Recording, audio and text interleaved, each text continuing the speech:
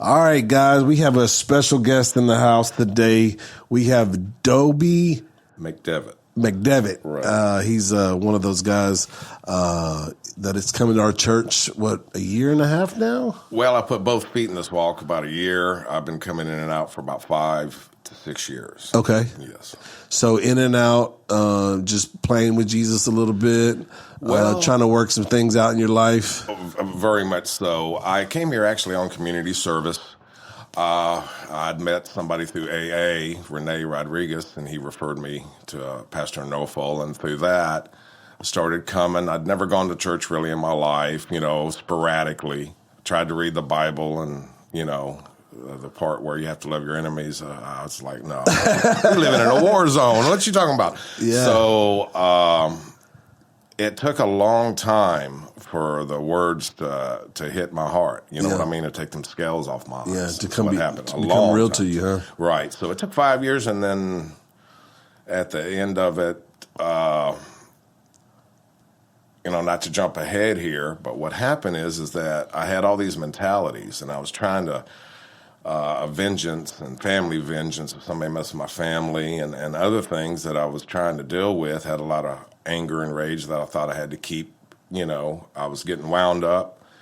Again, I just got off probation, and I knew what was calling, and I was old enough to know why I was wound up. When I was younger, I didn't understand. Right. I needed action. I needed adrenaline. I want to party.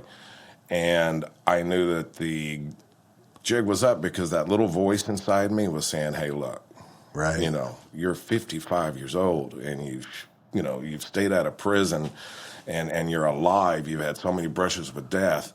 It's done. Either you've been going for 5 years, and either you're gonna ask God to help you, or because you can't help yourself. Yeah, that's good.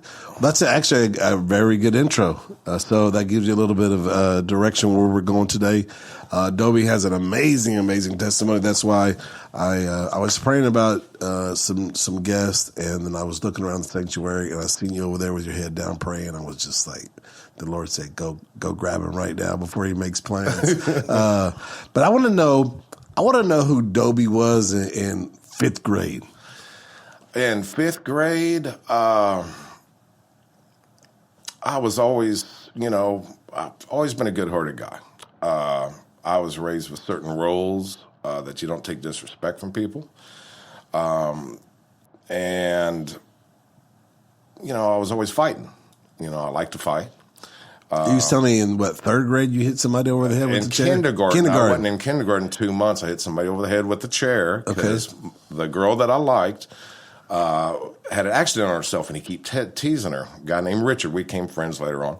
And I just picked up a chair and just knocked him out with it. And remember, that was the start of it. Yeah. So I was always the bully slayer. I mean, for whatever reason, I never liked those guys. Right. And if I had to fight them, I would. Same here, and I didn't like people that snitched. Yeah. So that's when I would just go after somebody. I didn't go after somebody just for the heck of it. Yeah. You snitch on me because I'm smoking a cigarette or something, on the side of the library, then you got a problem. Yeah. But I just didn't pick, Yeah. So fifth grade, was you into sports? No, I was kind of a wild kid already, and fifth grade, I think I'd smoked my first joint. I think I was about 11. Wow. My brother was into drugs.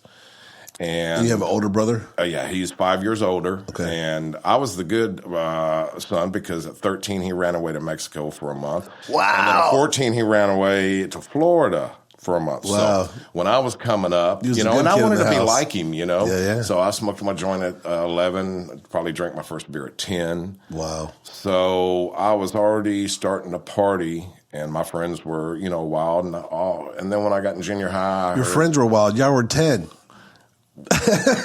we were still wild. What was the home like?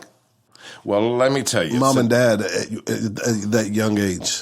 Well, I covered this the other night in the youth deal. I remember when I was 10, I was a good kid. I had a big conscience. I was always fighting, but I had a big conscience. I'd do something wrong, and I would actually tell on myself. It would weigh on me, And I remember when I was 10, me and my brother were watching TV with my mom. We were waiting on my dad to get home.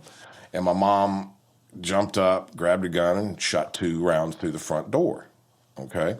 So, and told us to get in the back room, called my dad. He had a special phone that was dug underground that went to the telephone line. You couldn't clip it on the house.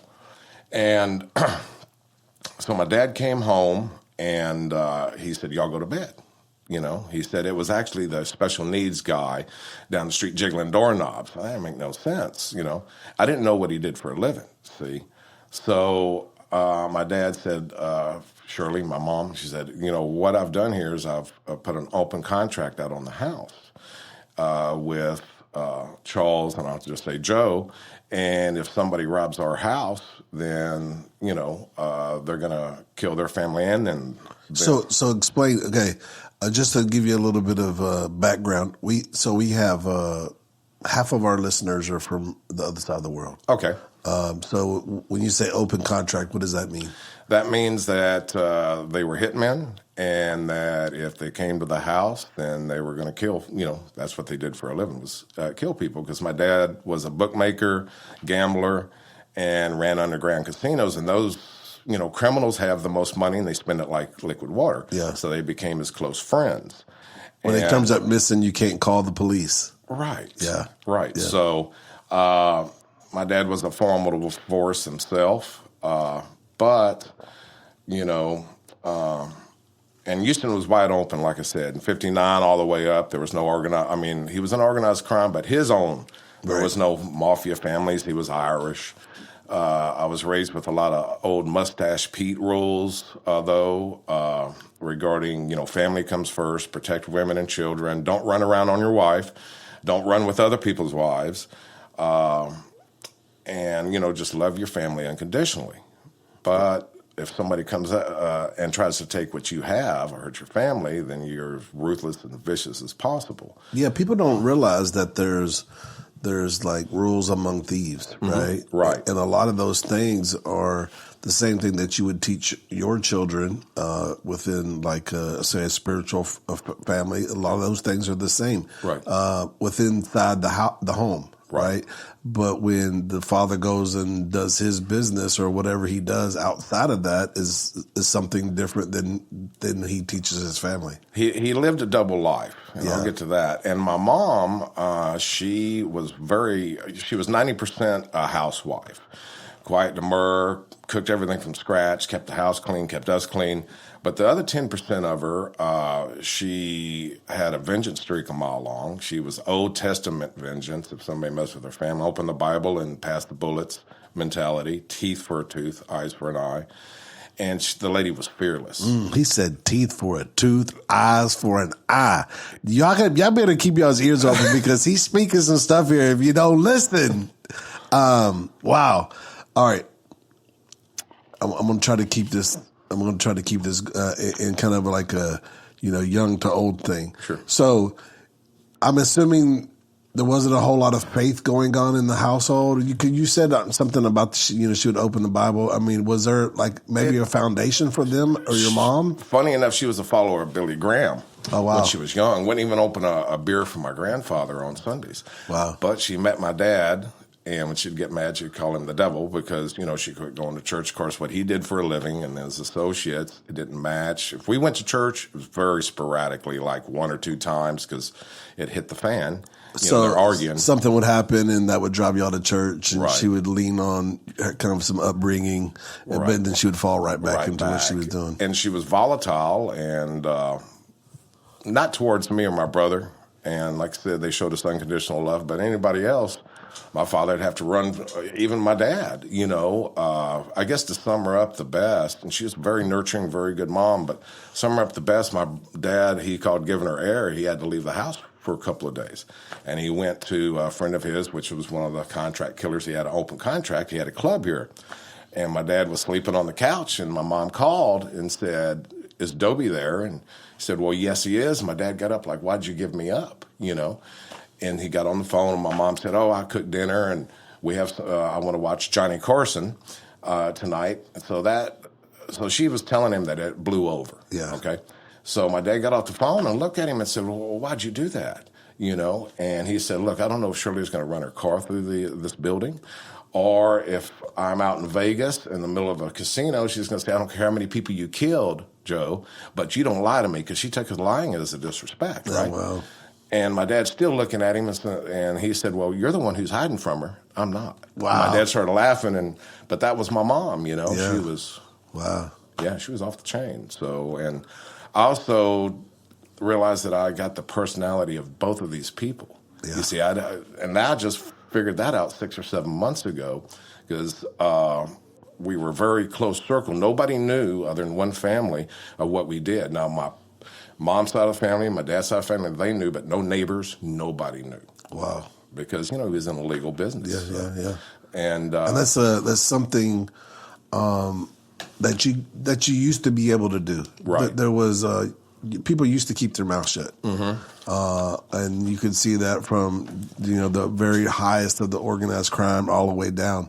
But when stuff like the RICO Act and stuff like that started coming out, it almost made people snitches, right? Right. Because they were stringing you up for everybody's dirt. Everybody's 40, 60, 80 years that were not playing games. Yeah, for little things that they could get on you because you was a part of the organized crime. I want to mention, what's funny is that after I learned this and what my dad did for a living, because I thought he had 2 businesses, he sat down, the lesson started, and he sat down and had me watch a show called $1 Billion to One Shot. It was on PBS. It was about how many witnesses got killed within 10 years that witnessed the JFK murder. Okay. How old were you? I was 10. Okay. Okay. Early. And that's after I found out what he did.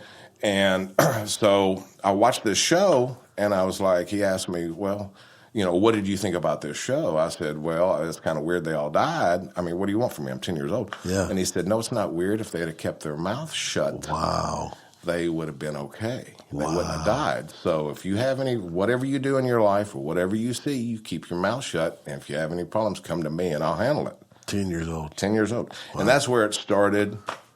Was there drugs going on in your family, mom and dad? No. Okay. My dad called people weed heads that smoked weed. Oh. He was old school. Reefer madness. And no, he didn't like drugs at all. But, of course, he'd be saying that as he's sitting there drinking a beer. Yeah. They didn't think alcohol was a drug back then. Right. They were very, he taught me how to survive everything. He was born in 1918, lost his dad in 1923, raised by his grandfather that was born in 1865, real old school rules. He went through World War II, D-Day, survived a plane crash, and then he survived, over 30 years and being a criminal. Well, that makes a lot of sense. Yeah. That makes a lot of sense the way you was raised, because you was really raised a generation before you. Yes. That you should have been raised with those type of ideas. What men should be, and that makes it. But it kept me hung up. Yeah. Because I thought I could do anything. Yeah. Wow. So you started learning the business what your dad did at an early age. Now you're 10 years old. You kind of experienced in some, adult things already. Right. So what was your teenage years look like? Teenage years, I was always wilding. I was getting in trouble at school for fighting. I got put back in the 9th grade for fighting, had to go to school downtown. I was on probation at the time. Dad didn't get me out of that. He thought, well, maybe that, What was the atmosphere at home because of the way you were acting? Was it beatings? Was it like... No, my dad maybe whipped me like 2 or 3 times. My mom was the enforcer. Yeah. And, she'd snatch you up by your hair, when you try to run away from her. And I only disrespected her once, got in her face. I was 15, thought I was cocky. Yeah. And she said, son, I love you, but I'll jump off that refrigerator with a hammer and clunk you in the head. Don't talk to me like... And right when it came out of my mouth, I said, I just messed up. And she never turned that towards me. I'd seen her go after people. Yeah. My dad included. And, but she just said, oh, no, you're not talking to me like that. So what was the discipline like? We pretty much got everything we wanted. Yeah. My dad would always get me out of jams. He had contacts in the police and the DA's office. And my parents were good people at home, but they were very unself-aware of their actions, especially my mom when she'd go after my dad because he'd come home drunk. She didn't like it. And things would get wild. Yeah. But then the next day she'd be sitting on his lap and she'd be cooking breakfast and, they might pull guns on each other, just being straight up. Wow. And shoot at each other's feet. Wow. One night. And then, because she's two-step. sober, and then the next day there's cooking breakfast, everything's cool, and now we're going to church or we're going on vacation for about a month. Wow. So as a kid, like, how did you like separate like what love was? And I knew unconditional love for family, and I knew my mom was volatile in a way, but I kind of thought it was normal too, know? And kind of find out she had manic depression. So, but it almost teaches you like you can work through anything, right? Like you can be mad at each other, but you still can come out of it, Right. And as long as and another thing that I was taught is loyalty. You're loyal to your wife, and you're loyal to your associates and friends. Okay. You treat people with integrity, and that's what I learned from them, seeing their relationship. My dad really loved my mother, put up with a lot of stuff that no other people would put up with, and I seen that, and that was unconditional love. Showed us unconditional love, and he was always trying to get me to snap. He said, "You're just floating around like a leaf. You don't know what's going on, and you get in trouble, and then It's a Bible scripture or something like that." Yeah. So it's 17, 18. I guess at what point did you start working with your dad? I didn't work with him. Okay. Funny enough. Yeah. I remember when I took care of him later on in life, I said, "I want to do what you do." And he said, "No, there's no more integrity in this. And I'm going to tell you the truth. You got the biggest heart I've ever seen, Dobie. Half of you. But the other half is hell on wheels. It's somebody's vengeance, and you like fighting and all that. He said, somebody's going to sneak up on you and shoot you in the back of the head because you won't let $100 go. Or you're going to get in the violence end of this business, and your heart and that other side of you is going to be in conflict. Wow. And you're going to be miserable, and you're going to get on drugs and everything else." And he was right. Wow. So at one point, so you kind of, experienced with some, really some, adult stuff through your childhood. You've seen a lot of things at this time. Did you see a difference between you and your other friends? Oh, yes. I was raised that society's rules are for them, and I follow my dad's the way he raised me, and other than that, So almost like a civilian military. I type looked at everybody as citizens. Yeah, law-abiding citizens, and then there were us outlaws, and we did what we want. And if I couldn't solve it with violence or cash, it just couldn't be solved. Wow. But personally, in my inner family, I knew it was unconditional love, which I've learned now. Through this walk, it's unconditional love. But everybody else, violence or cash, get myself out of a jam. So when did you find yourself really kind of falling into this whole lifestyle? I would say in my 20s. I had started, I'm a bill collector by trade, and back in them days, everybody was white-collar criminals, or convicts. They're drunks and alcoholics, and learned a lot from these people while I was pretty young. And I remember my dad was still alive, and I was bringing in boxes for Christmas. And I made pretty good money as a bill collector, and I'm bringing in like a mass amount of boxes. And he's looking at me smoking a cigarette, and he's like, and he knows that I just pulled some scam to get this money because I just spent about $3,000 in the 1980s for my daughter's Christmas. She had every toy imaginable. So that's when it probably started. But even before that, people would ask me to collect debts for them. And even in high school, once or twice, and I actually had to collect a debt for a guy that owned a friend of mine money, and his dad wrote a check for it because we knocked on the door and his dad answered. Wow. And he said, "Yeah, I understand he owes you for some pot. How much?" I was like, because I done hit the kid in school because he got mouthy. So it was just a pattern, and my violence pattern, like we talked about earlier, one-on-one, I was okay. I would take a butt whipping, but two-on-one, then you're going to get, a knife in you. And the violence escalated. So, and my dad would always get me out of it I wish he had let me catch one of those cases.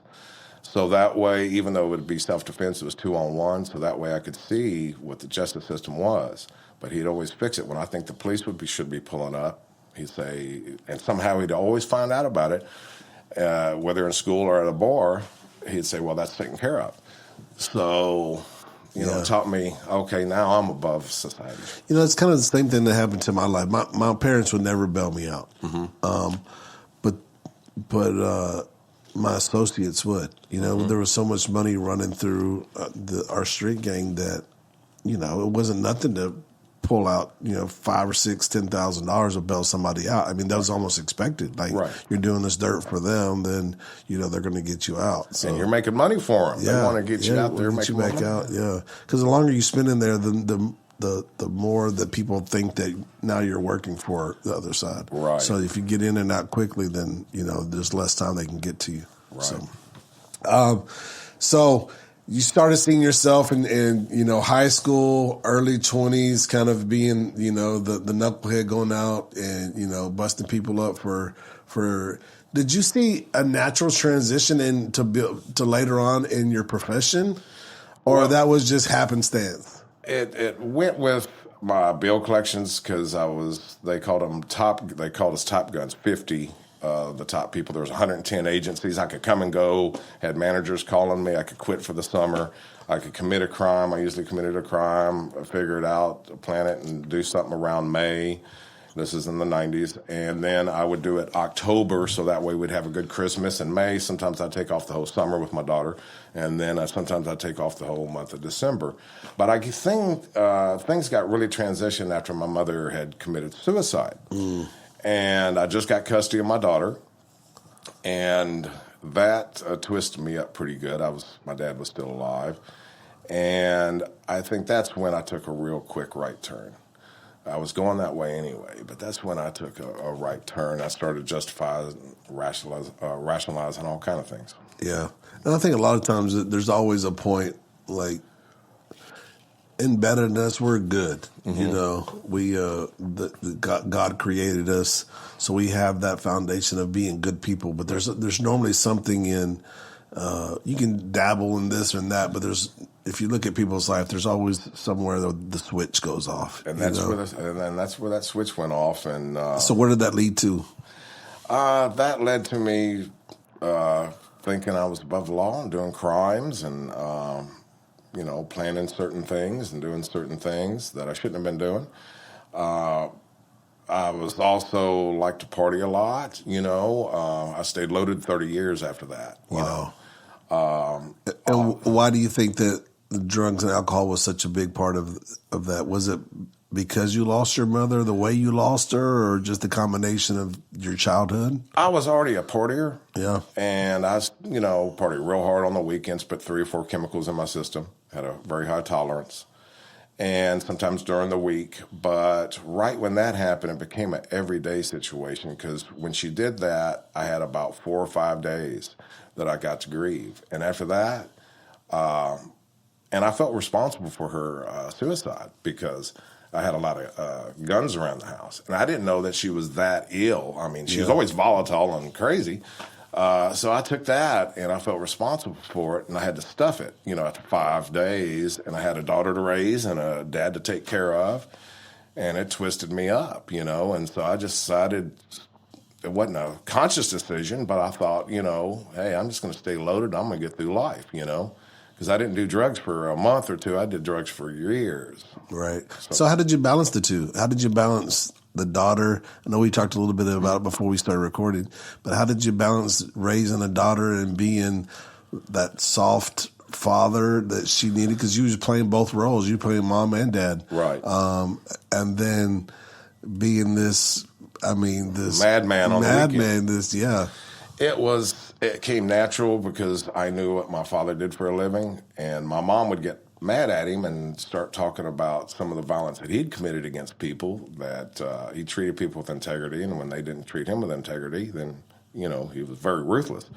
So and he was the sweetest man, most patient man I ever met. So I thought, well, I can pull this off, I got a real good heart. So I just kept my heart for my daughter and my family, and Everybody else, if I heard 1,000 times, 80% of the people don't care you got problems, the other 20% are glad you got them. Yeah. So if you wasn't in my inner circle family, I'd be out fighting in bars, or let's just doing a bunch of crazy things, or even committing a crime. And then Monday, I'd be, vacuuming the house, cooking dinner, baking her cupcakes, and reading her Cat in the Hat. It was just, and I had a close friend, and he'd come and smile. He'd go out bar fighting with me because I was just two different people, and I just got used to it. Of course, she found out later, who I was, so.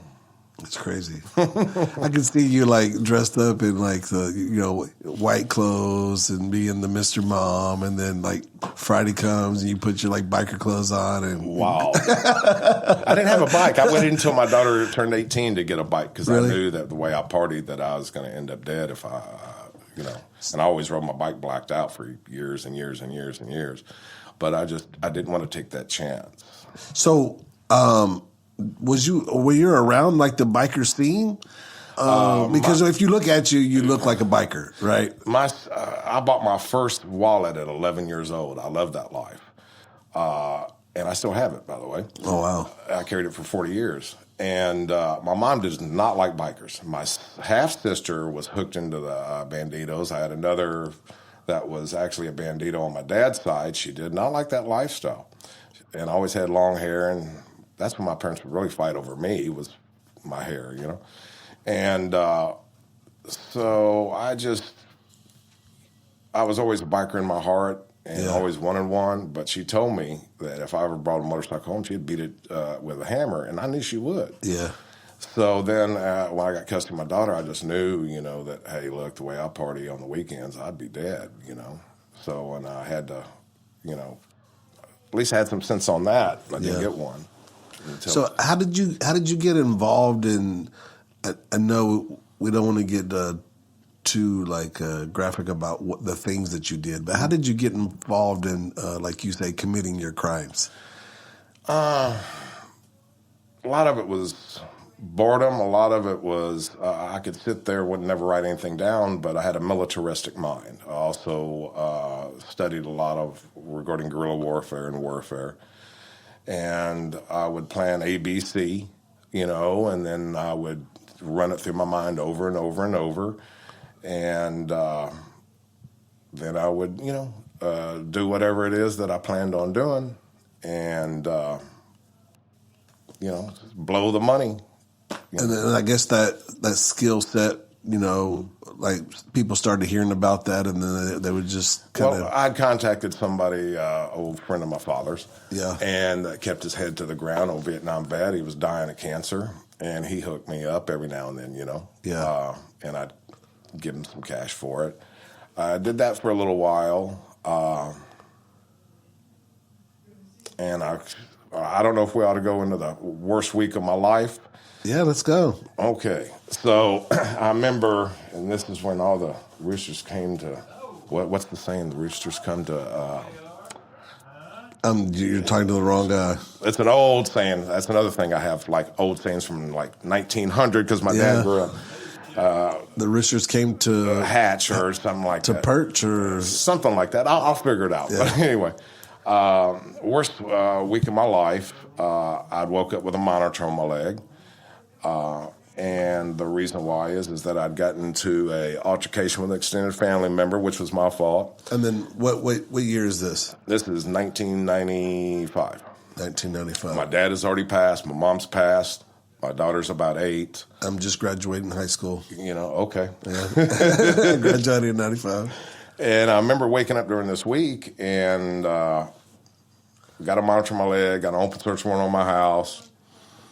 Got in an altercation. I was stumbling drunk. The extended family member got a drop on me, told me to get on my knees. And I told him, I'm not getting on my knees for nobody. That's the way I was raised. You die on your feet.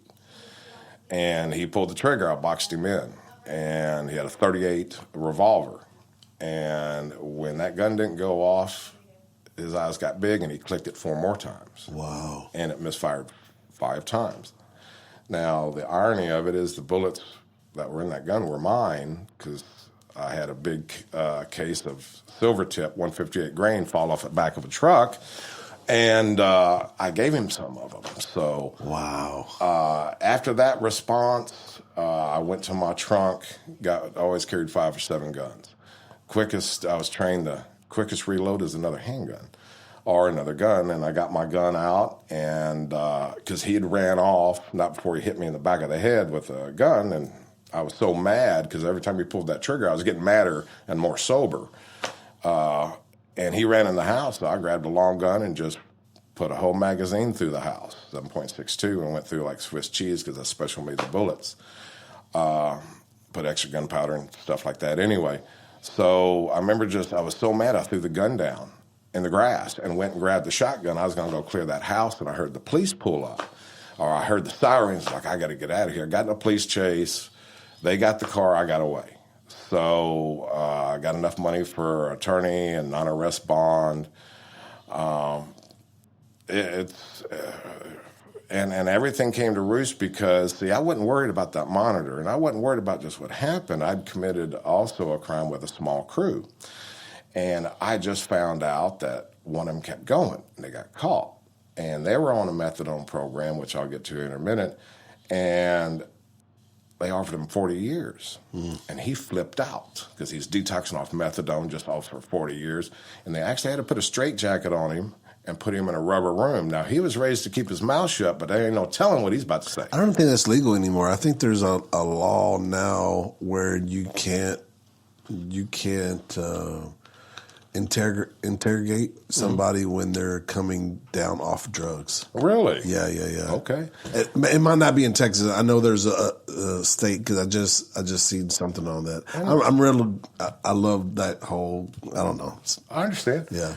So I was worried. Which I think is fair, right? Oh, I think it's very fair. Yeah, I mean, these people, first of all, are you going to get good testimony from somebody that's coming down off drugs?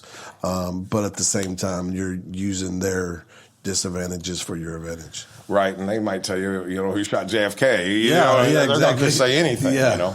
So, and I was worried about them connecting that dot with this, and then some other things that I'd done, they connected. So I'm thinking, God, I'm looking at 50 to 100 years here, man. And I was also on a methadone program. I had a painkiller addiction for years and years. I would get up to 30 a day. I had 6 or 7 doctors. I stole the prescription pads, writing prescriptions, half of them. And even with a family member, we skip traced down where they made the drug, and we're looking at hijacking one of the trucks. So that way we'd have years of supply. And logistics were off. I had a daughter to raise. I couldn't be gone 2 weeks. So that's the only reason why we didn't do it. And that's why I was also taking methadone that morning. Thought I found my answer, which was really the devil squared by 10. So I had all this going on, and every solution that I had, because like I said, I'd plan things and do them, but this was off the cuff, and every solution I had was making it worse. I'm like, God, I'm gonna end up on the news, and it was getting worse, and then so I was boxed in, and finally I said, okay, God. And I was mad at God for my mother's suicide. Yeah. And this is 95 still. 95. Yes. And I said, okay, God, I tell you what. I need some help here. Let me get probation for this somehow. Let the other stuff go away, and let me raise my daughter. Because my ex-wife had a problem with getting with men that would hit on her, and I had to go after her second husband, and it got ugly. When I went after him, and the only reason why I didn't file charges is I told him, I said, if my daughter gets a hangnail while I'm in jail, prison, I said, then I'm going to take care of you, your brother, your uncles, and everybody else. Wow. I said, there's no doubt. And he believed me, and he should have after I, because that was my intentions. But, I just knew I was boxed in, and I'm not a person you box in. So I had to turn to God and say, God, hey, look, I'll raise my daughter, because I seen how hard the world was on women and children, okay? And I thought, well, I'm just going to raise her to be a very lethal woman, and with an enforcer's mentality, but her not live that life. But I told God, I said, I'll raise her to be a citizen, law-abiding citizen, and I won't, train her like how I was kind of taught, and I'll break that chain. Now, when that came out of my mouth, I didn't know where that came out of my mouth, Wow. but I instantly knew. So then I said, of course, God, I'll change. Well, Was that your heart? what, my daughter? No, was your heart to change, or was your heart to get out of the situation? My heart was to get out of the situation, but I did want to change. Yeah. I thought a man could do anything, and I thought I could change myself. Yeah. And I tried, but it didn't work. But I did raise my daughter to be a citizen. She's a hardworking woman. So what came out of that day? Did you finish the worst day of your life? I finished the worst day of my life. I ended up getting probation because the neighbors all wrote letters for me, and a lot of people showed up. They didn't know I was living a second life. Nobody knew. Okay, You was my just the closest best family members. And, I was somebody that took care of my father and before he died, and somebody was raising my daughter and struggling, and they didn't know anything. Wow. So they gave me probation, and I got to raise my daughter. Wow. 9 years, 8 months, I was on paper. So through that probation time, you were still just struggling with the methadone. I was still on a methadone program, but it medicated me enough where it kept that. There's something about your brokenness. There's something about certain lifestyles you live, and it starts calling to you, and you get bored every day. There's only so much you can cook and clean and everything else and work, and it kept me from getting so wound up about it, you know.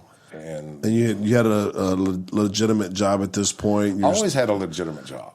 I guess, yeah, but you was like taking these big extravagant vacations or in and out? No, not really, or buying really big stuff. I would just take off so me and my daughter would have time to spend together over the summer. I'd take her to the pool all the time, and we got to spend quality time. And remember, I had that monitor on my leg, and she'd already heard the story. This is when she found out, who you really was. And she's telling some friend of hers and a mom at TC Jester Pool that, my dad shot up a house.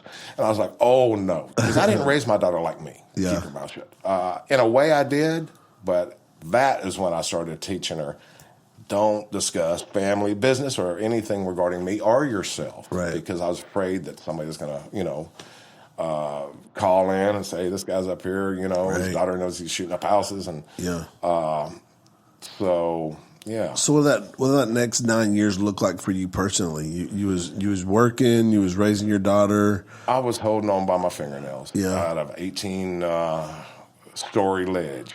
A lot of times I was. Were you out of the life at this point? No more jobs. No more. No, I was pulling white collar crime. So every now and then just because I was getting bored. Yeah. But I'd plan it out for a long while. And that was after about 5 or 6 years. I did it very sporadically. I made sure that my daughter, I was real strict on her friends, and I was real strict on her, school grades. But other than that, the only problems me and my daughter ever had was that she would, by the time she was 4 years old and put her foot in my house, she was running my house and me. And that's where the conflict would always come in, because I'm the type of personality, if I love somebody, I want them to see them happy. Yeah. Might as well give them their way. And she would just be running me in the house. I'd say, hold on, I'm the parent, you're the child. And she'd back off a while, So, but it was pretty stressful. I was dealing with a lot of things. Looking back, I was depressed, I was trying to not have that brokenness call me, and I didn't understand it was brokenness. I'd get wound up like a clock. Those clocks you twist up, and then you twist it too much and that spring pops. Yeah, that's exactly the way, But the methadone helped. And I thought, okay, well, I'm getting around the system again because I'm getting high every day, know. And I just worked, and I had some tough times when my daughter moved out and went and lived with her mom, which didn't work very well. I got pretty depressed. Other than that, when she came back, it was always, I'm always best if I'm taking care of somebody, make sure they're happy. So. But it was a rough 9 years and 8 months. But So what was your relationship with God through these next 9-10 years? Didn't talk to God. Not at all. I was still mad at God. So after the promise, you get me out of this, that was it? That was it. That was it. And you didn't come back to him. He got you out of it, so No, you were just like... Actually, let me reverse. I did go to a church in my neighborhood because that I'd had so many brushes with death by then, but that 5-shot revolver that misfired 5 times blew my mind. I couldn't figure the odds on it. And I did go to church for a while, and they said, "Oh, testimony." So who's got testimony? And I thought, okay, why did this happen? Why am I still alive? So I went up there and I told them the testimony, and it blew their mind, because I just told them every detail of it. I thought, hey, that's what you're supposed to do. I hadn't ever been to church. Yeah. And they were kind of white bread, not, they were normal citizens, law-abiding citizens, and that blew their mind, And they kind of got real standoffish after that, and I was just, you want a testimony? Well, testify. I got one for you, I got you.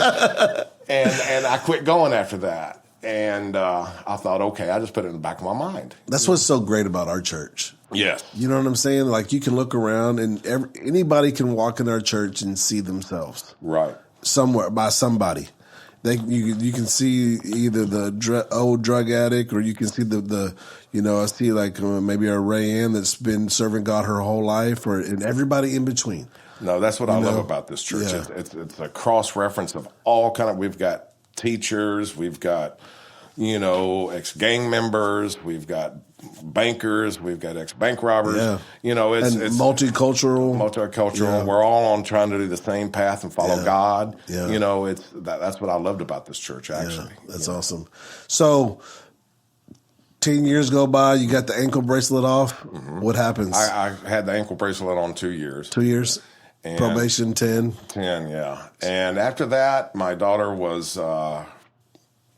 had my first grandchild. Now, when she had my third grandchild, it was about 2008, and I kind of said, you know what? I said, she is finally stable. I've done my job. I've stayed out of prison. I've stayed alive. And how old is she at this point? I think she's...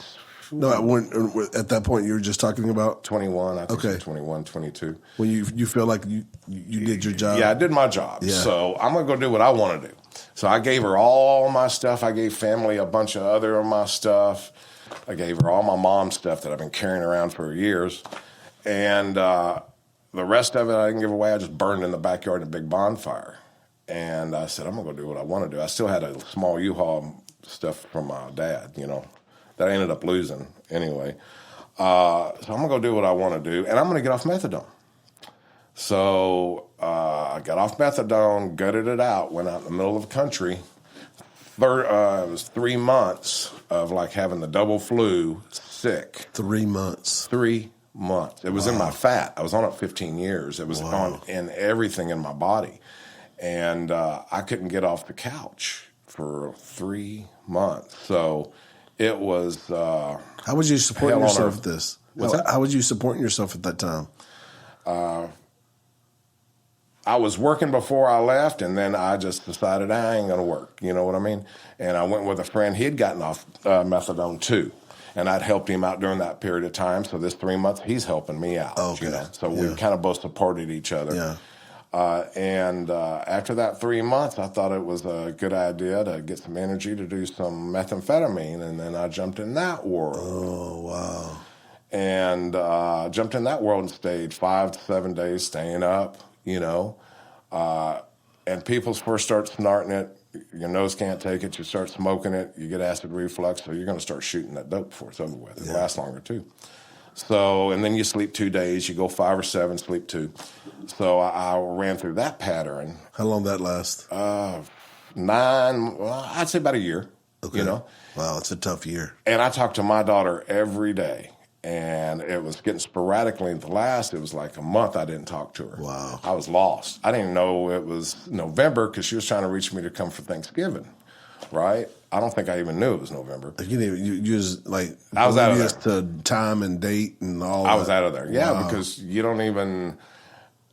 People that do that drug also, they forget to bathe because one day turns into 7 and you just don't realize it. Yeah. But after about 5 days, you start getting real crazy.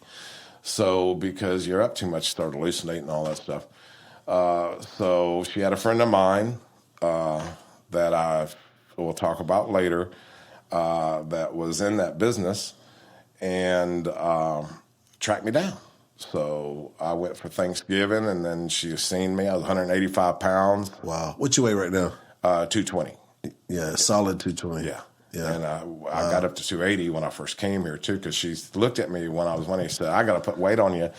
And then she asked me what I did, and I told her, and she started crying. She could tell I was out of there. Yeah. You know, she got my granddaughter, put me on my lap, and said, hey, you got somebody to take care of. And my grandsons were there, too. And it gave me something to live for, you know. I was also, when I did this, I was looking for, I always knew there was something missing. There was a puzzle piece missing, and I tried to fill it with drugs and booze and everything else, and it never fit, you know. So I said, okay, and I stayed sober 30 days. And during that 30 days, I also said, I've had enough of this criminal lifestyle. I looked in the mirror, you know, for a second, said, oh, no, you know, what's going on? I really didn't look that close. But I said, I've got enough scars on my heart and my mind. I'm done. I can't do it. And I was fried. I was doing 1,000-mile stare through walls and people. I just stare through people, you know, because I'd mixed other drugs with it, too. And I'm mentally detoxing off methadone because I didn't give my chance to mentally detox. That's what people don't understand. When you do drugs, it changes your reality. Yeah. And all of a sudden, reality hits you. My best friend is he got on crystal pretty bad, and he's clean now. He's been clean for some years, but he's still not the same. Like Right. the way he thinks and is a little bit different now. It changes you. That's why, as I told you, the youth said I look like that Walter White fella because I'm bald and got a beard. And I knew that they were watching that show, and I found out about that show by my friend that was actually a dope cook. He was out on very high bond, and he thought it was kind of funny that they made this show because he was a forklift mechanic, and then he was supplying 3 counties with speed because he's cooking this, you know. So I knew about that life, and it's ugly, you know, the end user. I told a story to the youth about it. Man, he's giggling. He just all of a sudden been up too many days, shot his wife, and then shot himself, you know, out of nowhere. Another story, and I knew these fellas pretty good. There were 2 brothers, loved each other, but they were dope cooks too. They were down to the last needle, shot or spike, and there was enough for both of them, but one of them pulled a gun, shot the other one in the foot, and as the other brother's sitting there on the ground, rolling around, holding his foot, the guy takes a shot, been up too many days, it was too much, and they lived out in the country. He ran out on a country road, stopped this big old gray Ram pickup, pulled out his Bowie knife and started stabbing it. He thought it was an elephant. Oh my goodness! True story. And when the cops come, well, they had the stuff that they made the drugs with, and you know, they did prison time. See, and I think you mentioned something before we started recording. Is like we hear stories like man shoots his family, or you know goes on rampage, kills 4 people, but they never tell the story. True. They never tell the story that this man's been dealing with, you know, been up for 10 days straight on whatever kind of drug. And I think that we need to hear the story, not just what happened, you know, because then it gives perspective on these young kids. Like, listen, this is really can happen. If you get on this stuff, this is what can happen. No, I fully agree, and that's another reason why I had to tell them what that life is about, because in Breaking Bad, you got a bunch of 20-year-old hipsters all sitting in an apartment getting high. Yeah. It's not that way. That stuff, it's families that are doing that, and mothers and fathers, and they're mistreating their kids, and they're beating on each other, and destroys families, and it's ugly. Yeah. You know, and it's hard to get off of. That's another thing. I got off methadone myself, which a lot of people have been on the program say, no, there's no way you got it. But yeah, because most people have to go to prison or rehab to get off of it. And I gutted it out. And I also put that needle down from shooting that speed. Just, you know, I went through the detox. So again, I thought I could do anything. So did you do it by yourself? Just lock yourself in a room and just bite down on it? And the method, I just stayed in a room on a couch, and my best friend, which was ended up being the dope cook that I can't contact, by the way, because he's 140 pounds and he was as big as I was. He's estranged from his daughters, which I'm their godfather. They call me Uncle Dobie, and I've had to help out, thank God, throughout the years with them as much as I could. And he didn't know their birthdays. He's lost, and I can't call him. And I can pray for him for a 4, and there's a lot of power in prayer, but I can't call him because I don't know how many days he's going to be up or what he's going to say to me if I call, and I don't want to be involved in none of it, you know. Yeah. So that kind of, really hurts, because we've been close since we've been teenagers. Yeah, and that's something I had to do, when I stopped being a part of that life. I moved to the other side of town, because I didn't want nothing to do with it. I didn't want the influence. I didn't want to, to get any type of conflict over people thinking that I was better than them. And a lot of that comes from that. Like, oh, you're better than me now. That's why you're telling me. No, I love you is why I'm telling you this. Right. But they can't see the love. All they see is through the filter of the drug. Right. Oh, you're actually a quitter. We don't quit. Yep. So when you've started the speed stuff, the needles, you decided which I said I'd never do, by the way. Yeah, that's one thing I said I would never do needles and never smoke crack, and luckily I never did those things. Right. I remember one time I was like an inch away from a crack pipe, and I put it down. Never did crack. I had a friend of mine already lose his house, his business, and everything in 6 months doing it back in the early 90s. I was like, oh, no. Yeah, we're not doing that, but we'll hit that needle. Everything else is open. I slam these 20 pain pills a day, but, I don't want to deal with that. Yeah, we all got standards. Oh, yeah. Insanity. Yeah. So you got off the speed, the needles, all those things? I got off of it, and I was sober 30 days, and then like I said, I'm a bill collector by trade, but I had to go to Walmart. I got a job at Walmart in their warehouse. I had to build my body back and my mind because my mind was jumbled. And I even thought, I said, man, you done fried yourself. Okay, you finally fried yourself, because I had a high tolerance for drugs, done a mass amount of drugs. But I said, okay, you're done. But through that 3 months, I started drinking, and then I kept drinking. And then here come the painkillers. And here we go, Wow. Back 30 days. Yeah, back on the train. 30 days of sobriety and clarity, as much as clarity as I could get. And then the drinking started. So what do you think started the drinking? Boredom again? That was just the way of life. Yeah, that's all you partying. knew. That's all I knew was partying.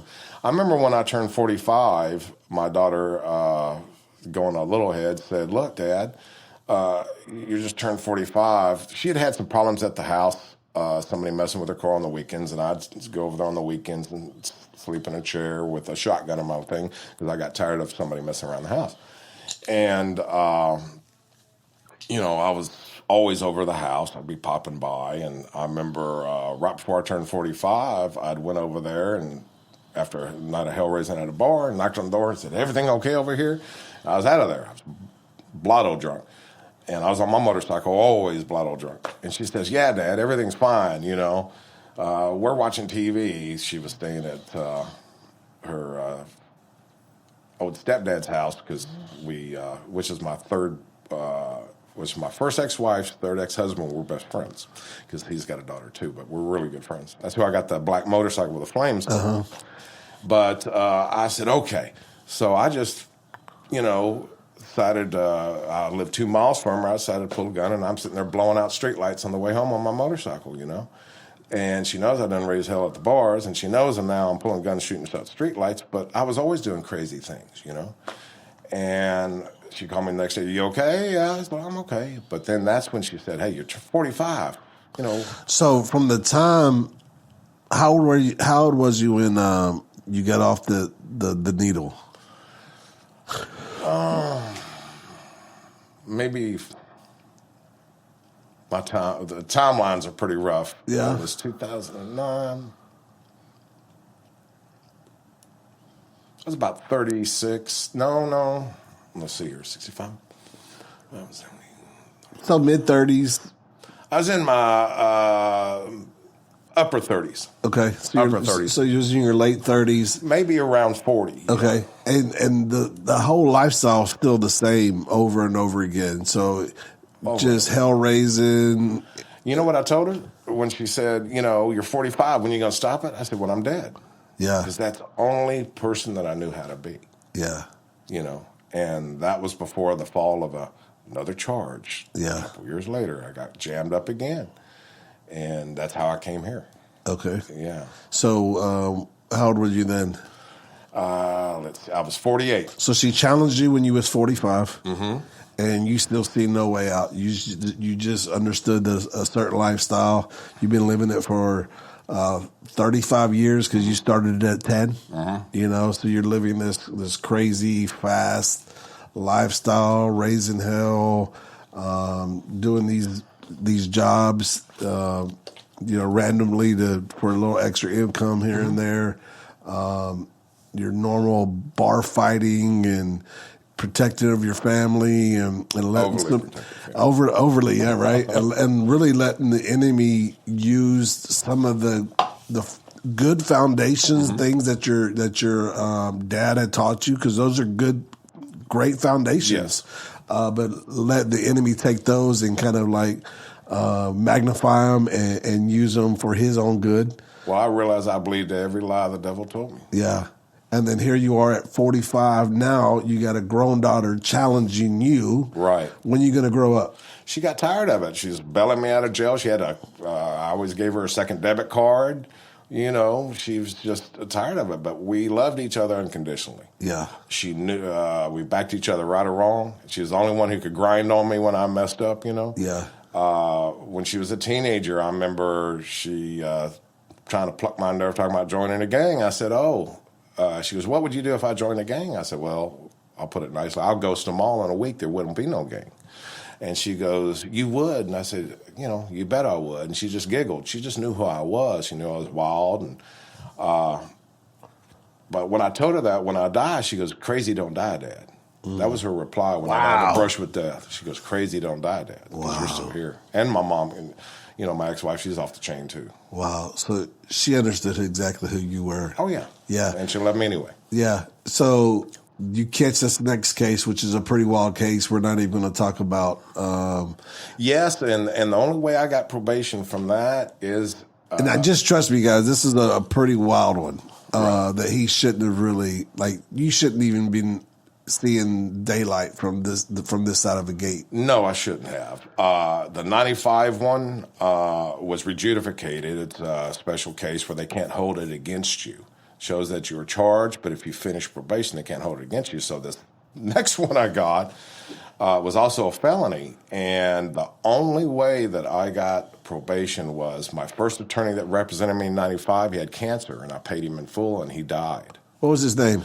Dobie Devitt. Okay, no. Okay. I had an attorney the same way and represented Calvin, if y'all listen to that podcast, and he died too. So he didn't have an associate. Okay. So all that money went away, and the bar, state bar said, file against the estate. Now, Toby was good people. I'm not going to mess with his family. So I hired another attorney, and Fred Melot. And he said, I had heart problems. I understand your first attorney died, but I got an associate. He goes, but I got this heart problem under control.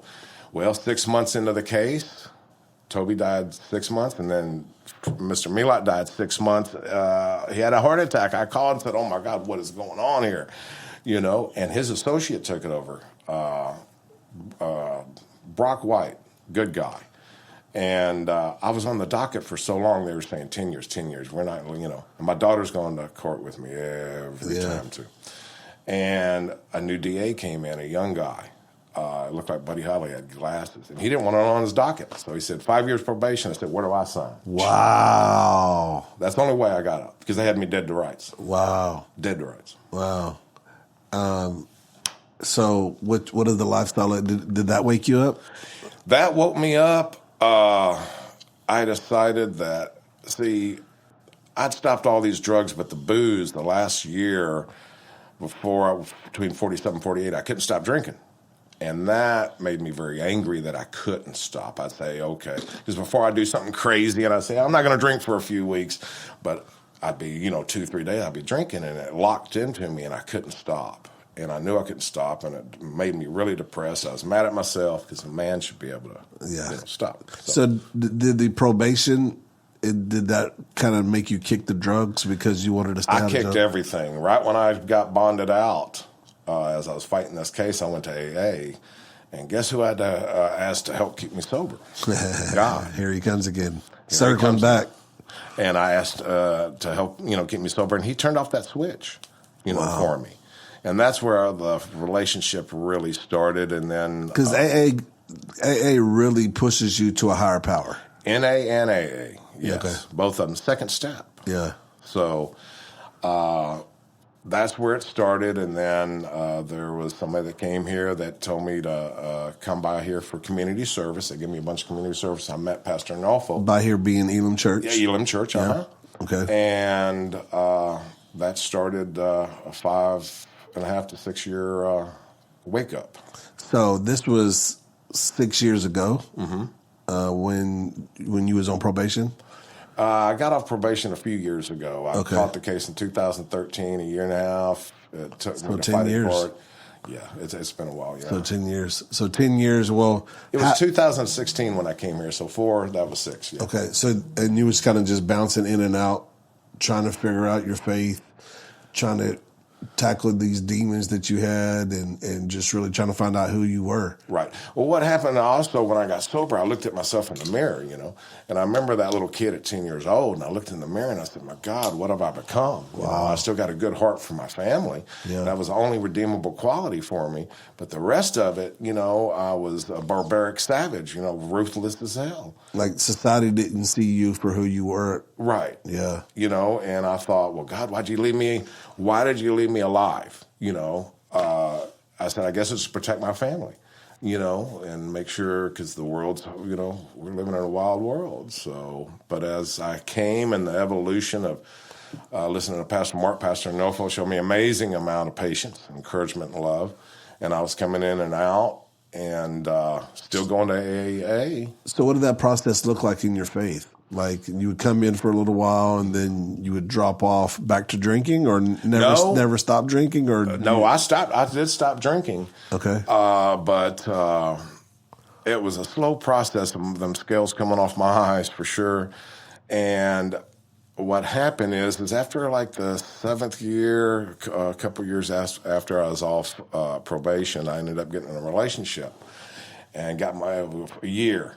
Lightning bolt relationship, one of those, like the Godfather said, the lightning bolt hit both of us, and got my heart broke.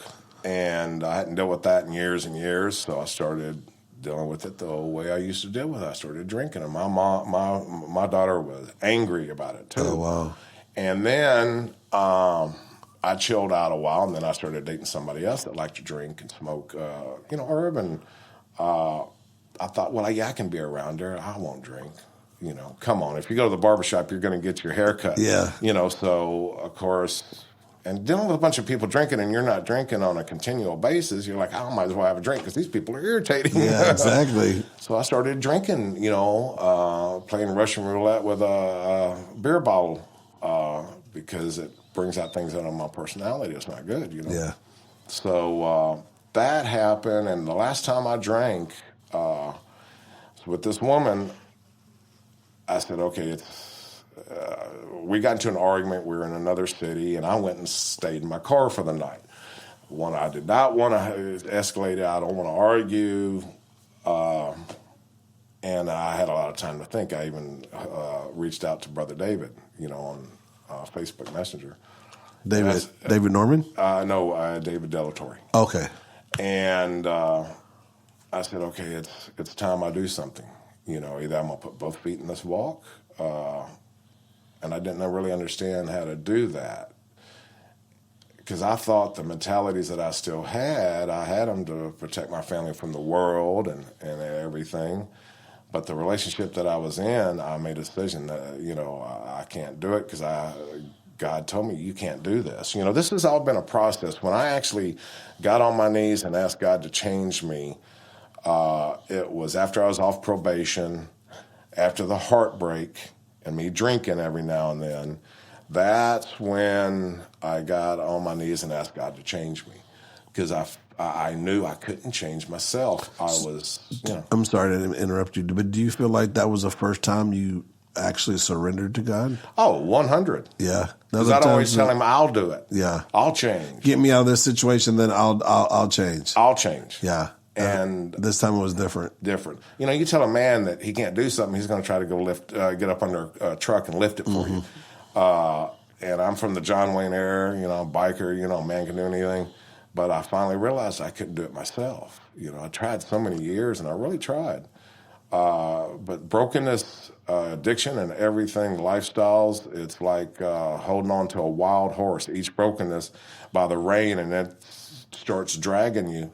And all of them, and I had so many reins I was holding that they start dragging. And once I let go, chaos, and I knew that chaos was coming, you know. So I didn't want to break my grandkids' heart, my daughter's heart by getting put in prison or by dying this time. But God told me that little voice in me said, okay, this is enough. You've been going to church for 5-something years, and you're not ignorant of the word anymore. You never went to church, really. You didn't understand, but guess what you do now? So what are you going to do? This is time to put up or shut up and do something. How did it make you feel? Did it make you feel less than when you were surrendering to something else besides, you know? No, it gave me some hope. Okay, very cool. You know, because I am who I am. It is what it is. That's a cop-out. You know, you don't want to change, really. You still think you can. But I was looking for some hope because I knew I was getting wound up again. I knew I was about to act out.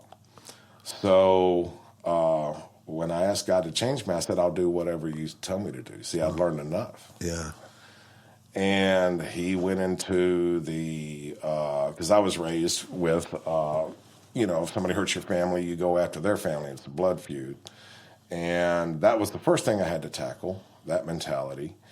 And I remember, him saying, hey, look, my son died on the cross. Jesus died on the cross for your sins and the world's. And I didn't destroy the world, and I could have. I said, and you doing all this, and it seems very elementary now, but he goes, you doing all this, going out and hurting 9 or 10 people, male members of the other family. I said, all you're doing is putting yourself in hell. You'll never see your family member again. And the person that robbed you of your family member, if they hurt him, then they robbed you of your family member on this existence, but you're about to rob yourself from the family member on the next existence for eternity. Yeah. I said, snap, life is like a mist in the midnight air, Yeah. So I said, okay, God, I'll trust you with my family. Wow. I said, I'm going to trust you for vengeance and justice. To see that's important. This is very important. I had a struggle with, always felt like Christians were weak, and I never knew what it looked like to be a strong man. And because, forgiveness, and you got to be, a little bit more passionate, right. and a little bit more. But my youth pastor, Pastor Keenan, he was part of the power team, and he would break bricks and ice. And when I started thinking about it, is I can be a man's man. I can be a strong leader and be a little bit more rough around the edges and still be a Christian, you know? When I look at you and say, you can be a Christian too, even though that you have that little bit of a rougher edge to you, And absolutely, you got to be you. Yeah, I can't be you, and you can't be me. That's right. That's right. Yeah, Pastor Nofel says that all the time. Yeah, and I think a lot of times that people feel like they have to change who they are, fundamentally who they are. To become saved. And I don't think that's what God has called us. God will change our nature. Yes. But he's called us to be who we are. Right. He's called us to be exactly who we are, and he'll change our nature, but we can still be a man's man if that's who he called us to be. Exactly. So, I fully agree with you, and I kind of struggled with that. I'm the type of person, I used to tell anybody, especially if I was in a mood, I'd tell you, no filter. I'd just pop off and just tell. I don't care how crazy it was. I was just getting on my nerves. Me too. And I got to not used to wearing a mask because, you see, when people wear a mask or they lie, then they fear. Yeah. They feared something. And through my life experiences, especially my mother's personality, I got to where I just didn't fear no man or no animal, because if it kills me, then I'm going to kill you. And I used to think that, I'm going to die and maybe I'll get some peace finally. Wow. Well, you see, I learned that, I wasn't going to get no peace. And yeah. God snapped me to that too. So what was that struggle over the next few years? Like, okay, I'm finally submitting to God. This is the thing is like, it actually happened kind of fast. It took about 8 months of this to happen. The family vengeance came up. I trusted God with that and for the vengeance and justice. And I started understanding more. More of my eyes were coming open. And then a personal matter came up that I took an offense to. And I used to tell people, I got the biggest heart you ever seen. I said, and I'll do anything for you, but you turn me, then you're going to think I'm the devil himself. You know, as big as my heart is, I was going to be a flip on the script. And I took personal offense, and I start with the psychological warfare. I start trying to get people come after me. You know? Because if you can get them come after you, then it's not self-defense. Yeah. So, and I was all twisted, and they wasn't coming after me. And so now I'm thinking about going to the offense. I'm not sleeping, okay? And the spirit of vengeance, though, got me. That old person got me. And there is a spirit of vengeance, believe that. And I remember I'd sent my daughter a copy of my debit card, actually, right before I went into Elam to see Pastor Nofo Friday night. And she said, what's that for, emergency? She already knew it was for my bond or commissary because, you know, and I'm on that tipping point. She knows not to, okay, well, Dad's going to, you know. So I told Pastor Nofo what was going on and went up to the altar. And he could tell I wasn't sleeping. And he said, look, he said, you know, you want forgiveness. And God will forgive you, but you got to forgive others. Otherwise, you're not going to, it doesn't work that way. You've got to forgive others. You got to pray and look at their brokenness. They didn't intentionally do this. See, most of the time people hurt you, they don't intentionally do it. It's unintentional. It's their brokenness. And it's not about you, it's them. And through their brokenness is the reason why they hurt you. Yeah, okay? They say heal people, you know, broken people, break people. Right. You know? Exactly. So, and then he said, look at my brokenness in the situation. Oh, but he said, you have to forgive them. You know, he said, that's the only way you're going to get any peace. Because he knew, I didn't come here for heaven. Yeah. I came here for some peace of mind. And I said, okay. Wow. I said, okay, man. You know, he goes, you're going to have to forgive them. Now, I'd already talked to my brother about it. And he said, yeah, you got to forgive them. I hate to say it, I done cussed him out. I went off on him. I contacted Brother David. Try to find somebody that agree with you. And Brother David said, man, you know you got to forgive him. I'm like, yeah. But that spirit of vengeance had me. So Pastor Nofo, you know, said, go home, get some sleep, wake up, and forgive them. And when I did, it was a mountain lift off me, man. And every time I would think something negative, I'd say, no, I got to pray for their brokenness. I hope they're happy and that, you know, their brokenness. And I looked at my brokenness in the situation, which, didn't like that. But that taught me a lesson and, you know, and God worked with me. And believe me, I had to pray. The old Dobie was no way going to forgive nobody. Yeah. I lived by the grudge. But God helped me do that, you know, and I couldn't do it myself. So I let it go, you know, the personal vengeance and understanding. The hardest thing to do is love thy neighbor, especially when they got an attitude that irritates you. But most of the time it's not about you, it's them, man. Yeah. Pastor Keenan said when we're doing our 3D Love Conference, we're dealing with relationships. And he was saying, was you here when he was there? He was no, when he's here, but when you did it. Oh yeah, he said, you know, you're always saying that my spouse is not meeting my needs. And right. He was just like, well, why is it always about you? You know, you're being selfish. You know, and we are selfish people. The sun didn't rise just for you; it rose for all of us. Yeah. I tell my daughter that because she, you know, and my granddaughter now. Sometimes she, you know, she thinks the world rotates around her. Yeah. And it does for me, but, you know. So where's that switch now? That one that would flip and you would, like, go off on people? Well, you know, the third thing was about that relationship. Let me finish. Okay, yeah. The third thing was about that relationship that I was in. And he said, look, you've got to let go of this relationship. He goes, you've already asked her to come to the church doors, and she won't. So did you love her, or was she just familiar? I was falling in love with her. Okay. She was a good person. She had a lot of experiences like I had. Yeah. but she still wanted to, have one foot in the life and, do her partying, and I couldn't be around it. So I had to pray a lot to let that go. And God said, let it go, and I'll put a good, godly woman in your life. Trust me for that. But you have to be a good, godly man. See, everybody wants a good, godly woman, but how are you going to act? Yeah. So I said, I'll trust you for that. And I said, why am I giving him pieces of trust here? I said, I'm going to trust you with everything. Every morning I wake up, I'm going to ask to do your will, not mine, because Dobie can't act right. I'm going to ask for forgiveness, give forgiveness. I'm going to put both feet in this walk. I'm going to volunteer at church. And, I'm trying to help people lead to you for your glory, because Dobie has no glory. Dobie can't act right again, act like a human being without God's help. And I said, I surrender. That's when I finally submitted. I said, okay, I've had enough. I can't do it. That's when you submitted everything. Submitted everything. So before you just submitted some things. Giving him pieces. Yeah. And I was getting pieces that came along too. Yeah. Like, and then all of a sudden, just the world moved. All of a sudden, I just got peace beyond understanding.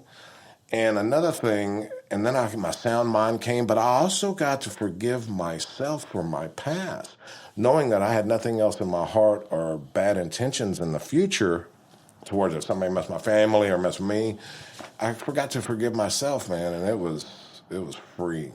Man, I tell you, that's a huge part of living a new lifestyle is forgiving yourself. There's so many people that are bound, and the devil uses it because they won't forgive themselves. They'll forgive the world, right, but they won't forgive themselves. And that's where I was, and I've been church and everybody, and the devil will come and say, "Oh, look at all the things you did," and I'll be like, "Get out of here, devil!"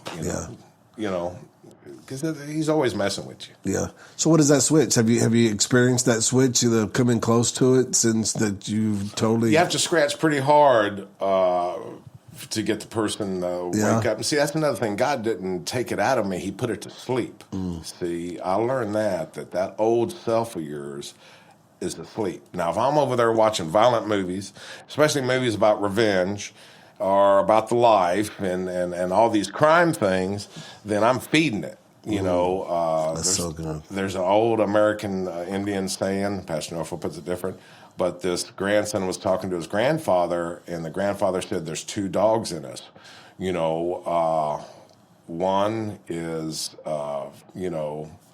greed, jealousy, and a bunch of other bad things, and the other one is love, and all the positive things in life, and they're always at battle with each other.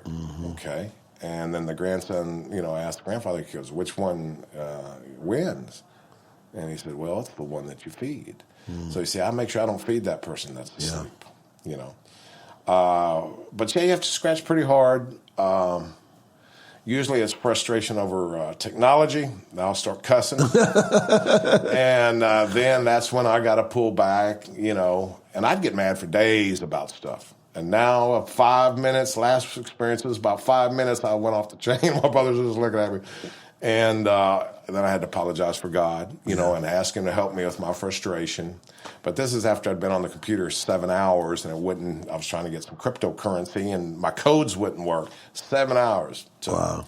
So I don't want any personal conflict. And last thing I want is a conflict with someone. So do you see it before it comes now? Yes. And you know when they eject? Yes, it's also my responses. I didn't have no filter. Even my grandson said, "You just say whatever you want to people." Well, it all mattered the mood. But now I think before I speak, and I don't have that in me. I don't want that. I'm not moody. I don't want that conflict. It's wisdom too. The Lord's give you wisdom now to look at situations different. Oh, much, very much. Like I try to tell my grandkids, hey, don't go to a bar, nothing happens good at a bar, nothing happens good at midnight. And there's certain times that, I go to the convenience store. If it's too late, I won't go. It's just, I carry myself a certain way, but I don't want conflict. Usually people leave me alone in droves. So, which is good. I mean, you look like a tough guy, so most people are not going to just come out and pick a fight with you, right? Unless you're in certain scenes, right? That I put myself in, right. So, what did the last year and a half? I mean, it's been a road of recovery. Mm-hmm. It's been a road, less traveled in your life, right? You have you had ups and downs? So just speak to some, a little bit about that, because I know a lot of people, they get on that they surrender, mm-hmm. and then the first time that they have a struggle, they're right back to where they were. Just share a little bit about that part of it. I remember when I first gave my testimony at the main church. It was on a Sunday at 6. You blew all the wigs off the old people on that one. Yeah, I did. And Pastor Mark, when I was coming out, Pastor Mark said, "Hey, we got a little bit more detail on that one than we did here." Yes, we did. And he said, "Hey, the devil's going to come after you," because that was a good testimony. And I thought, the devil's been after me all my life. And then I snapped later, well, the devil had me all my life, And he was right. Right after that testimony, things started popping out of the woodwork. And every time I've given a testimony or a devotional or the testimony last Wednesday, things pop out of the woodwork. Women pop out of the woodwork that I haven't heard from that want to, relate. When you're a threat to the enemy, that's when he's going to come after. When you start teaching and preaching and those type of things, now you're a threat. So guess what? And I tell my brother too, and he's like, "Oh yeah, that's a spiritual attack, man." I tell him, but it happened every time, and it's real. But I had a brother tell me, he said, "Well, the devil comes at you, but he comes at you with the same old stuff." Yeah. So he knows, what my deal is, and I know that I can't, always live the life that way, but.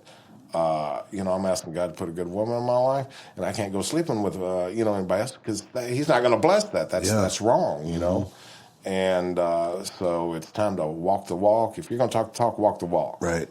So I've had to blow all that off, but it's funny how that always hits. Mm-hmm. Yeah.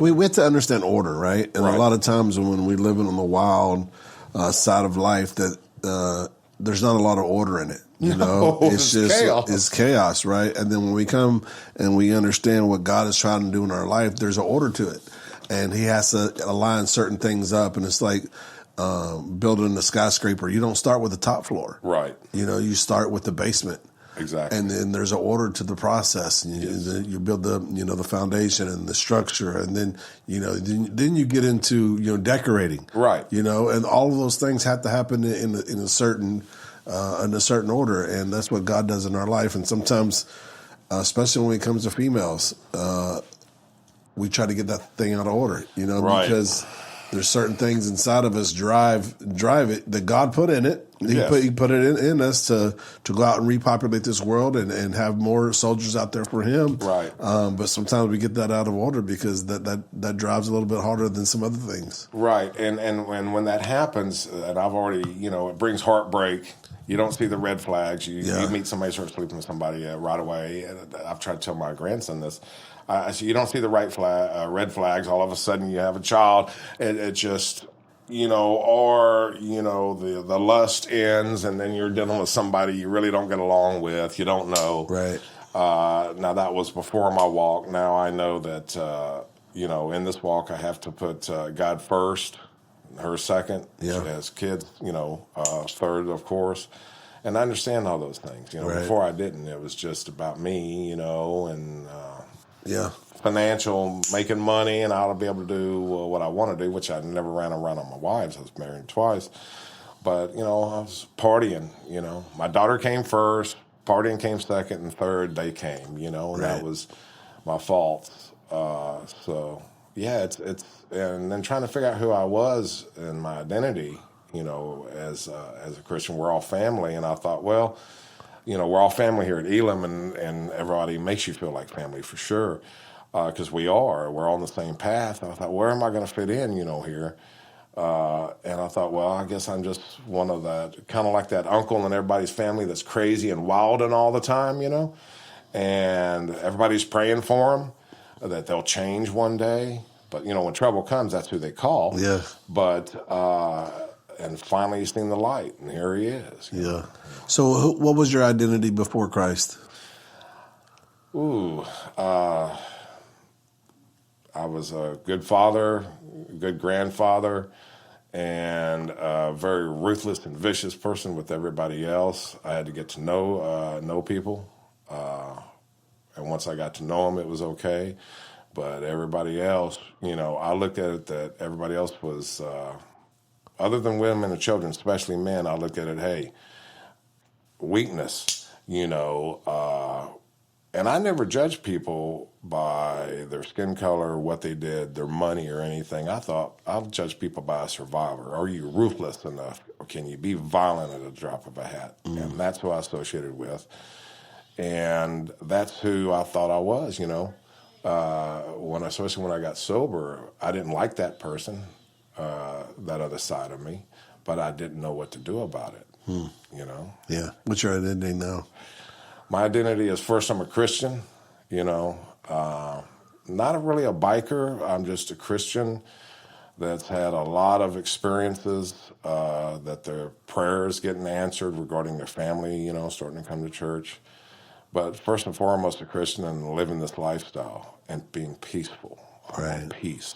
That's it, I know there's Christian bikers, et cetera, and I love riding bikes, don't get me wrong. And I even starting to wear a helmet, That's different. That's different. And, also had to get used to the riding a motorcycle and doing this walk, because it would bring out some things in me, just riding. I was always loaded.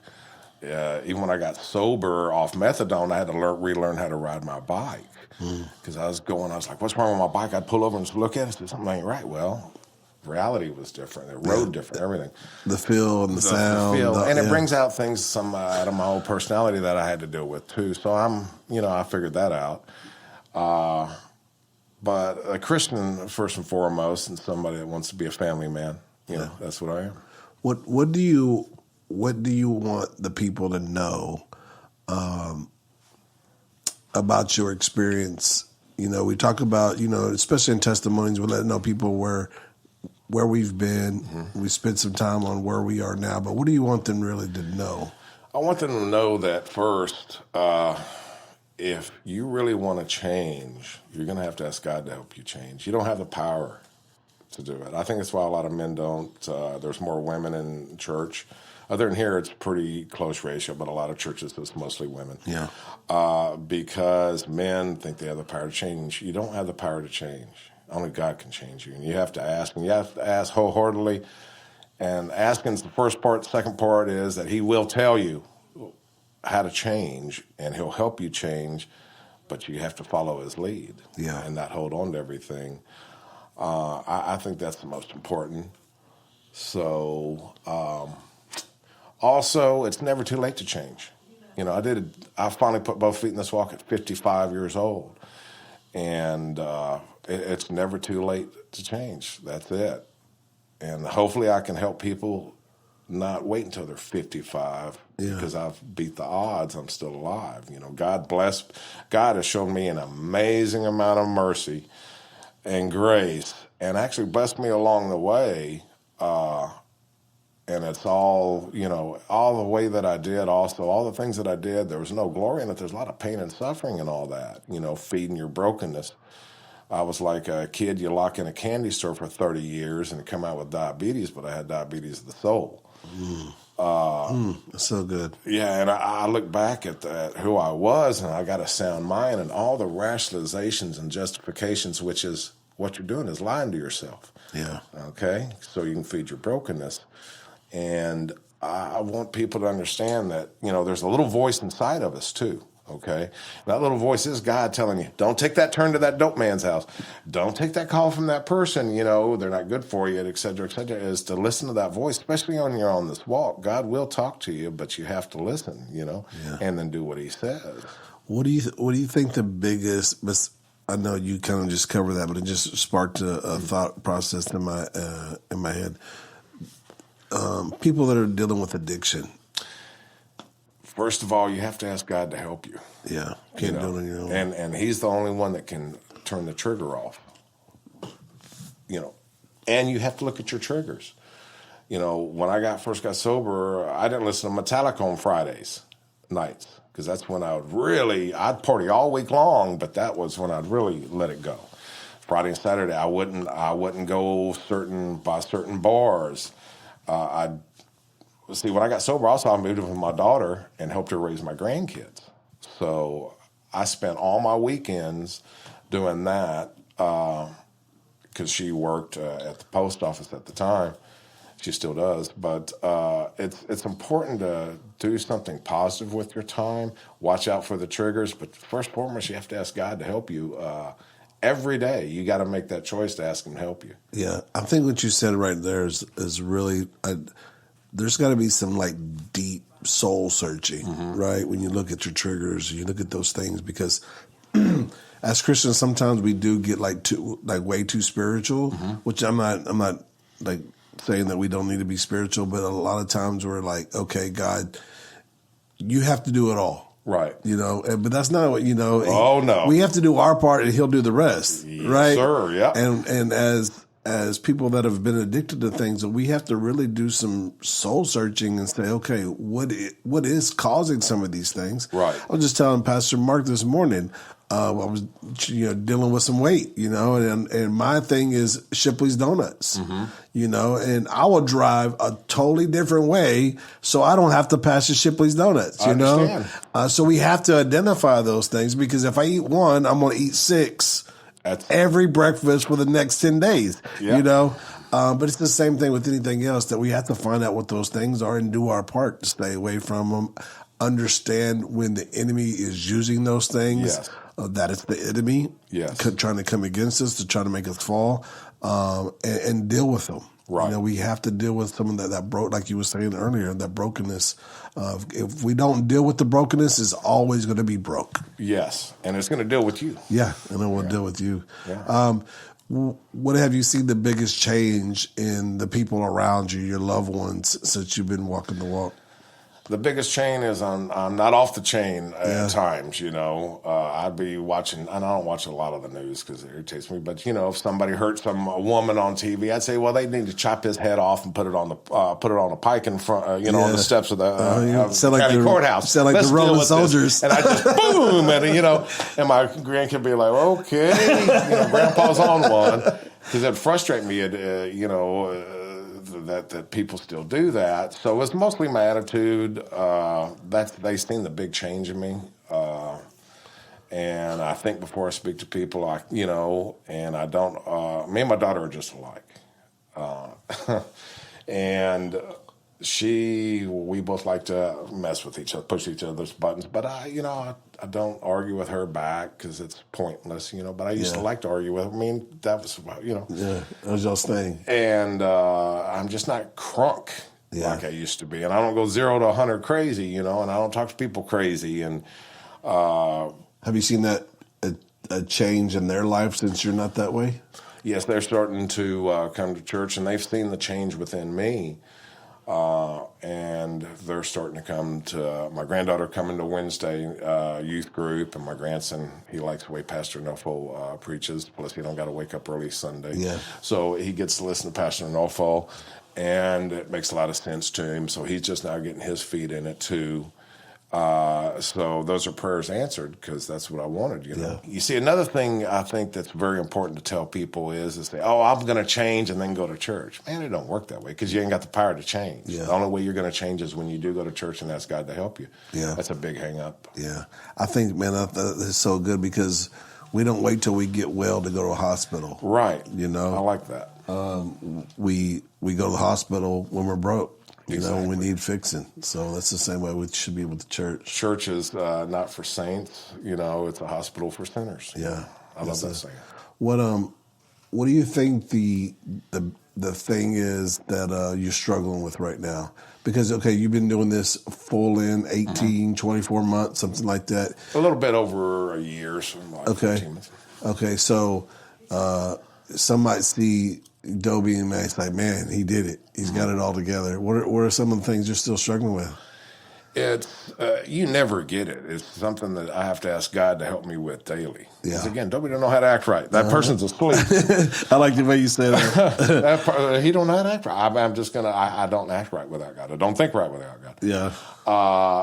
It's an ongoing evolution for me. I figured out who I am in Christ, and figured out some of the things that I want to do in the future for God's glory, not mine. Because, like I said, Dobie doesn't have any. He's a knucklehead. Right. I struggle with.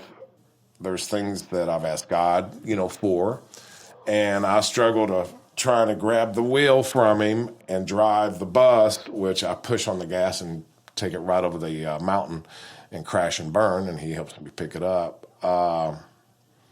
I struggle with, some of that. He's fulfilled a lot of the promises and blessed me with my family and gave me peace of mind, which I never had.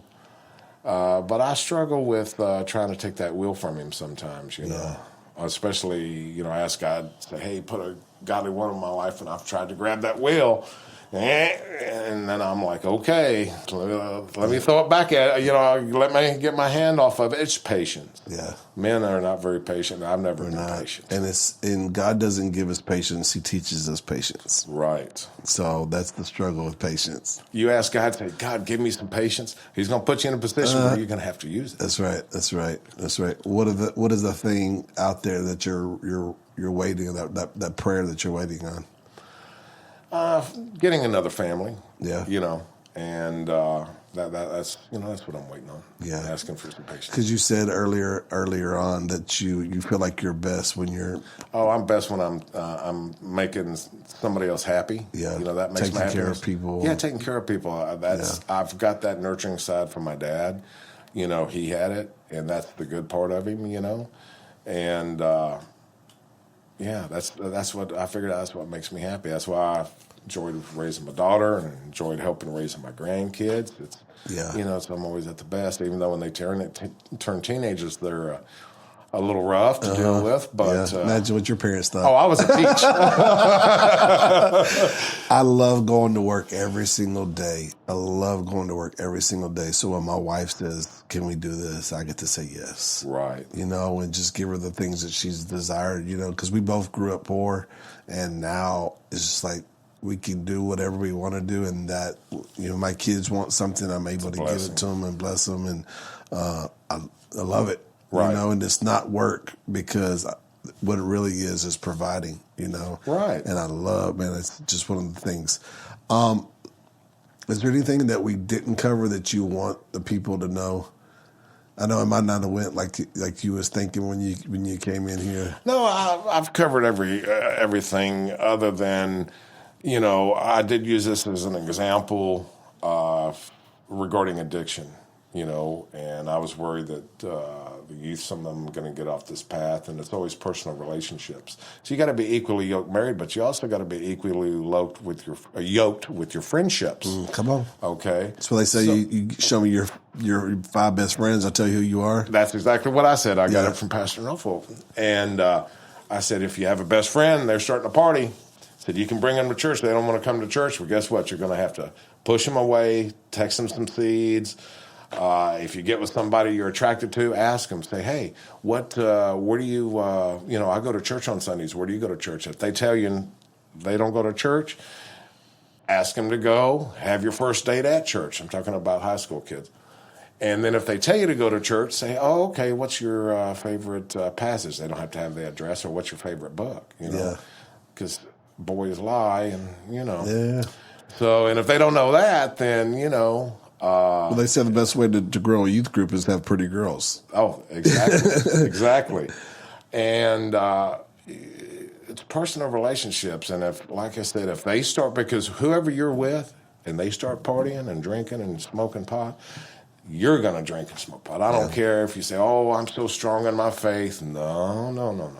You keep on going to the barber, you're going to get a haircut. Yeah, so that's so good. That's the most important thing regarding, I think, young people. Also, you kind of touched on something regarding like the show Breaking Bad. It shows a certain point, and you said, well, why don't it show all the death and then all the families that are destroyed? Because it doesn't make good movies, and that's what fills the teenagers. That's what fills that void of the truth, the romantic side of crime and all that. It doesn't show the destruction and all the suffering. It just Hollywood makes it romantic, and there ain't nothing romantic. They show all the flashing lights and the loud music in the club and all of the fun having, but they don't show 4 years down the road when you're sitting in your basement and your teeth are rotting out of your head and you're depressed and you don't see no way out of it, and your family has given up on you because you've stolen from them and you've taken everything and you've burned all the bridges. They don't show none of that. No. They just show the fun parts of the life that when they get started. Exactly. I also tried to tell them that it's like putting a mouse trap on a table and with a big wedge of cheese. And you put a mouse right in front of it, and all it sees is that big piece of cheese, but it doesn't know it's rotten thirds the way through, and that's the way addiction is. And that mouse comes and starts eating it every day, and then he gets to that rotten part, and then that trap snaps down on either their neck, kills them, or it hits them on their back and traps them. Well, that mouse is going to sit there and just eat that cheese, and even though it makes them sick, if they don't eat it, it's going to make them sicker. Now, putting that in human form when these young people are on this path, that if they get off the path because of personal relationships, and especially if they got addiction in their blood, and they start partying, well, guess what? They don't ask God to help them with their problems because He is the only solution, and they go to that temporary world solution, then all of a sudden, they think they're having a good time and enjoying themselves, and that trap will come down on them and pop them on the back. And then they've got a problem. Yeah. And if they live through it, guess who they're going to ask to take that off of them? Through NA or AA. They're going to ask to do the second step. Yeah. But the problem is there's a big period of time because they come back full circle, right? They got off the path, and they got in relationships, started partying, they got addiction problems, and now they're addicted. And all their little problems, the reason why that they didn't go to God for, now addiction is your biggest problem. And they got a full circle, and in that full circle, there's a massive amount of time lost, a lot of pain and suffering for your family watching you go down the hill. And why do it? Because now they know that 2/3 the way through, that's rotten. Yeah. And it's not going to solve your problems. It's a temporary solution. Wow. That becomes your problem. That's so good. Give them some hope before we leave. It doesn't matter what age that you decide to ask God to help you change. I think that is the most important. It doesn't matter your background, doesn't matter the things that you've done. You can ask God to redeem you and restore you, okay? And He will, but you also, a lightning bolt doesn't come down and strike you and change you, okay? You have to and He'll tell you the steps to follow, and some of them are going to be hard, okay? You're going to have to lose people in your life. That's right. But you have to do it if you want some peace, and put both feet in this walk, and you find you a good church, and find you people that will show you, patience, love, and encouragement. That's what I loved about Elam, and accept you who you are. That's the hope, that there is a way to change. Can't do it, you got to ask God to do it, And again, it doesn't matter your background. So, and God's always there holding a hand. I could even try to take credit for asking God to help me, which I can't, because I was like a man that fell off a ship. I'm in 30-foot waves. I'm drowning. And He threw me the life preserver, and I grabbed, and He blessed me enough to keep me alive to be able to grab it, So good. So there's hope, yes, and the only thing that there's hope in is God, helping you. That's it. Well, very good, man. Hey, I appreciate you stopping by. Yes, sir. I know this is, we've only had one other interview that went this long, and it was with Brother Calvin. So this is definitely going to be a two-parter. Yes, sir. But I appreciate you coming by, sharing your story, humility, and all of that, and just really to be able to see, like, the redemption that God is having in your life and seeing where you were. You've come a long ways in a year and a half, man, because a lot of people that lived your lifestyle and how fast you lived, they don't get to see the redemption part of it. Well, you're not going to change unless you go through a lot of pain and suffering with your decisions. Yeah. And you hit something also, humility. You have to humble yourself before God and ask him to help you, because your pride and yourself, you're not going to be able to do it. That's right. You waste a lot of time. As I tell everybody, that we don't go through this pain and suffering for no reason at all. Right. We go through it. If we have to go through it, then it's there to help somebody else. And Exactly. I appreciate it. And that's why I'm doing this. All right, man. I appreciate it. Thanks for coming by. Thank you, dude.